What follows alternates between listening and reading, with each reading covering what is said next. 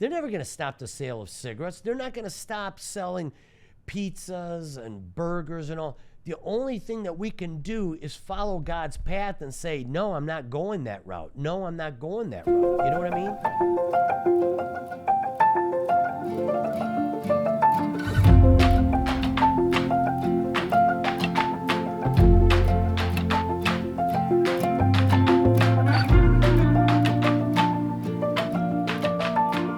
Welcome to the Health Quest podcast, your guide to God's will for your health.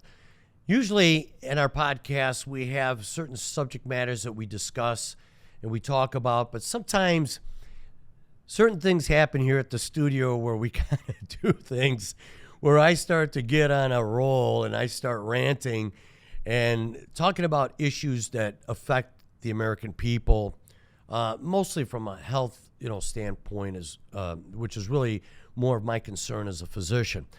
So what we've done is, here I am ranting and not even thinking about it, but my crew will take this and actually record it.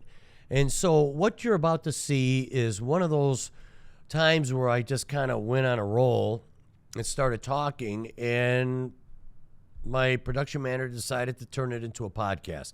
So I hope you enjoy this podcast.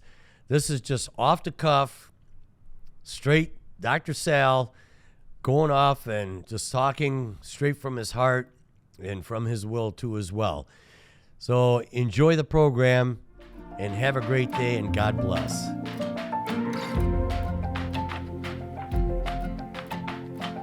Because I want to talk about the hormone changes that take place when you get obese. And so what's happening here is we talk about genetics, but we're actually modifying our genetics by the foods that we eat, which then make us obese.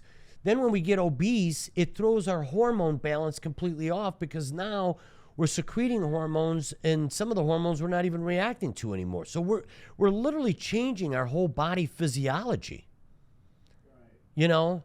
And this is why I keep saying is that, this is all man-made. I mean, you heard today's podcast, right? 85,000 chemicals. We didn't have that in 1850. We didn't even have that in 1900. And then when we started realizing that we were putting formaldehyde as a food preservative and found out that it was causing stomach cancer. You know that in 1890, the number one cancer in America was stomach cancer? And that was from the formaldehyde. We were putting formaldehyde in stuff like milk and in food, but it was causing cancer. And the government says, okay, we got to stop this. Now, this is before the FDA. We're messing around with God's world, Mother Nature. God created it to be a certain way. He wanted us to develop scientific techniques to study God in nature and try to helpfully help ourselves and improve the quality of life for man. But like I was telling Zach when we were coming back from lunch, somehow, Satan comes in there and starts playing with people, and it's all about money and, we can do genetically modified, like Monsanto's, like he was saying. If some of the seeds, do you know that you cannot even collect the seeds from the fruits and vegetables and reuse them? You got to actually discard them and buy a new batch of seeds for your farm for the following year. That's how Monsanto's keeps this thing going. And so, but if those seeds fall into somebody else's property and they find out that, well, those trees are the ones that we created, you didn't buy the rights or you didn't buy them from us, now we're going to sue you and get the money. Come on, this is crazy, man. So it becomes a money issue, it becomes a power thing. It's really a shame that it's the way it's going that way. But the only way to avoid, it's like, look, you're never going to stop the sales of cigarette smoking or cigarettes, okay? What I found out is that Philip Morris is 51% owned by the Crown of England.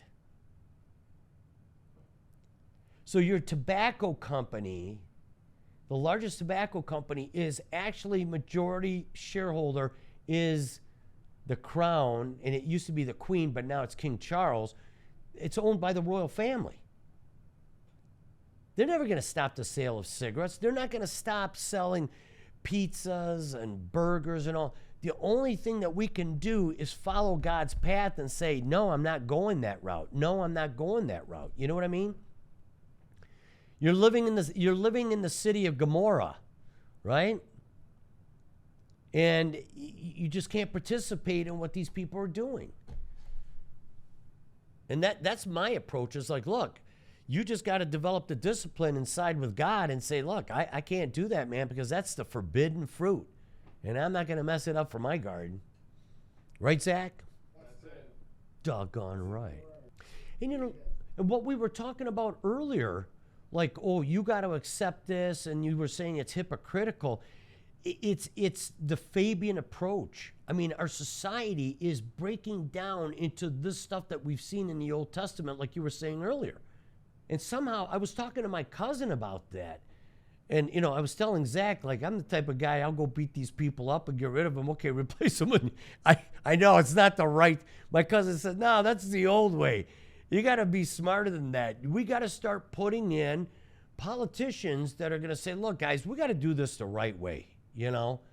And my cousin, who used to work for Ficano in Wayne County, I said, Gina, you know that guy is corrupt. You know, this is during the Kwame Kilpatrick thing. Well, Ficano was just as corrupt. And he got away with this stuff. I said, Gina, your worker says, you think that I can go in there with a corruption being that thick that I'm going to change it? It's going to take a team. When Kevin Orr stepped into the city of Detroit, right, he was given carte blanche. Nobody could challenge him. And what he said went.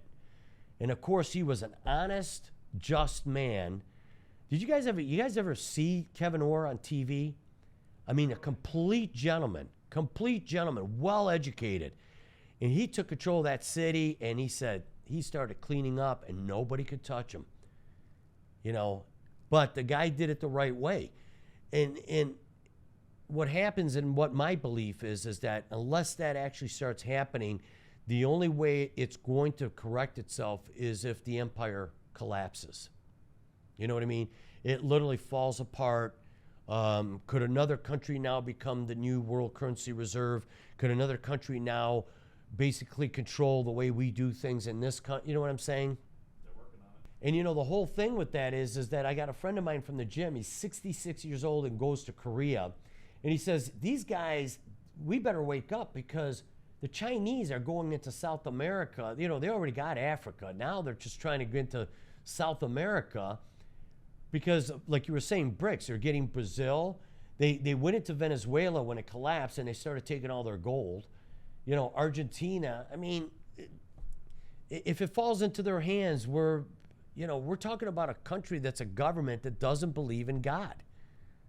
So, like my cousin said, he said, we got to just get But it's like sometimes you got to replace half the government and put some decent, respectable people in there.